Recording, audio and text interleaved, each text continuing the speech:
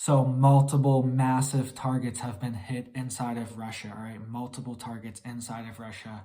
This is a developing situation. This happened overnight if you're in the United States or, the Western Hemisphere, Western areas, then this happened overnight for you most likely. And this is a developing situation that happened inside of Russia, all right? So multiple targets have been hit. And this is in a pretty big city, all right? This is a city called Belgorod, and it's approximately the size of Tampa, Florida, right? Or Miami. 300 to 400,000 people live in this city. And then there's also lots of suburbs and outskirts of the city, just like Tampa, for Belgorod, right? And multiple regions of Belgorod have been affected and have been hit from this attack, right? So this is a very big escalation we've seen.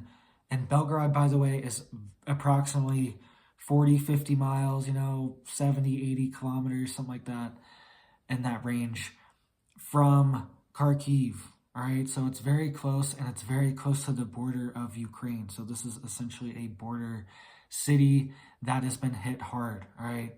So just to dive in, all right, the substation inside Belgorod, one of them was hit by a rocket, apparently. Allegedly, that's what is being claimed. It could also be artillery shells. We're not exactly sure where this came from, but it's being claimed that it came from Ukraine, and it's potentially a rocket attack on the substation in Belgorod, and the power was out in multiple regions of Belgorod. I believe they have got their generators on after, 4, 6, 8 hours. They got their generators back on, but the substation has been hit and destroyed. And that's what happened in Ukraine as well. They were hit, their power stations were hit, and the power was knocked out, and they were asked to, consume their energy. The citizens were. So a substation in Belgorod was hit. Also, a ammunition depot, all right, was hit. So a massive ammunition dump was hit in Belgorod and caused a massive explosion, apparently. I believe this was the first thing that was hit, and then a substation was hit. And these were all in different areas as well. And a train track was hit as well. All right, so it shut down all railways into Belgorod, which is a key city for this war, because they are transporting a lot of equipment and goods through the city to Ukraine, to Kharkiv, to this region. All right, this is a very important region, Belgorod, and it's getting rocked now from explosions. All right, so this is very serious. It was also reported that a apartment building was hit, and allegedly a school. Right, there's pictures of this apartment building that the top of it is caved in, so that's allegedly what happened there. And the power was out. All these things were confirmed, and officials in Russia, the mayor of Belgorod has come out, or the governor, and said that this is an attack, right? Ukraine has come out and said that this was a failed missile attempt from Russia, but there were multiple targets hit, so it kind of seems like that's not what happened, and they were kind of specific targets: ammunition depots and substations, you know what I mean, and train tracks. All right, very important targets. The apartment building and school are obviously civilian targets, but all the other targets were, very like infrastructure targets that Russia needs. So this is very important that this happened. This is a very big escalation. What is the response going to be from this situation? Is Russia going to escalate even more? It just seems like we just keep seeing an escalation from both sides. And what's really going on, honestly, it seems like we're just being pushed into this massive scenario that nobody wants. And all the people of the world don't want this, but it just seems like all the leaders are in a big club, and they're all just pushing this to implement a giant reset, right? Massive global reset, and the timing of it is very peculiar, to say the least, right? So Also, a new development inside of Ukraine. Iranian troops are inside of Ukraine right now. All right, so they are an ally of Russia and they have decided to send their special forces inside of Ukraine.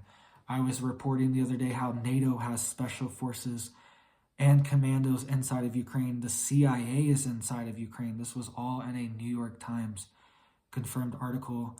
And now Iran is inside of Ukraine as well, right? So very big news, very big things happening. And Iran is training Russian soldiers apparently. There's apparently 50 special forces Iranian soldiers training Russians how to use Iranian kamikaze drones. Okay, so these drones have been critical to this war. They have been using them to essentially get very close to targets without being detected, and they can put a massive explosive on these drones and move them into very tight places, very tight quarters, undetected, get very close to targets that they need to get to. And the Iranians are training the Russians how to use these drones to their best ability. So just another escalation of this war. It doesn't seem like anybody's pulling back. And it seems like this is really going to drag into 2023 at least, all right? If there's not a nuclear situation, which that is the worst case scenario, let's hope we don't see that. But as long as that doesn't happen, this is still going to drag out at least until 2023, maybe even longer, and just drag the economy down, drag every single thing down with it. And it's also it's a tactic to use too. It's a political tactic that Putin or NATO countries can use, the United States can use to say, oh, this is happening, we need to do this now, this needs to be our response.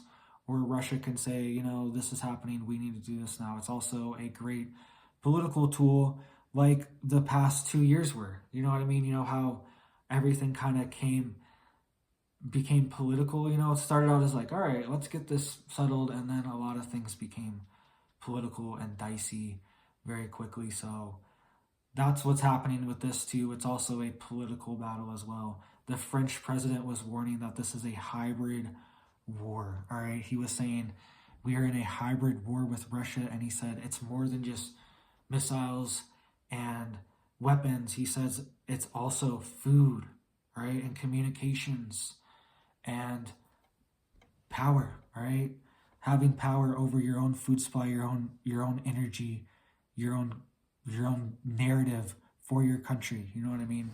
It's a very big deal. He was saying this is a bigger war than just missiles. This is a hybrid war. This is a 21st century war that we are in. All right, so let me know what you guys think. What do you think about this explosion? These multiple targets hit inside of Belgorod.